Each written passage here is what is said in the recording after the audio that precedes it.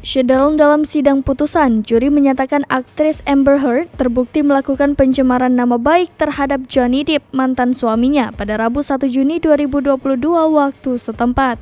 Amber Heard mengaku kecewa terhadap putusan tersebut. Baginya, keputusan memenangkan mantan suaminya itu sebagai suatu kemunduran. Amber Heard tak bisa menyembunyikan kesedihan atas kekalahannya. Namun, ia lebih sedih karena merasa kehilangan hak bersuara. Atas kekalahannya, Amber Heard harus membayar ganti rugi kepada mantan suaminya itu sebesar 10,35 juta US dollar atau setara dengan 150,6 miliar rupiah. Dalam sidang putusan pada Rabu waktu setempat, juri mengatakan Amber Heard bertanggung jawab karena mencemarkan nama baik Johnny Depp.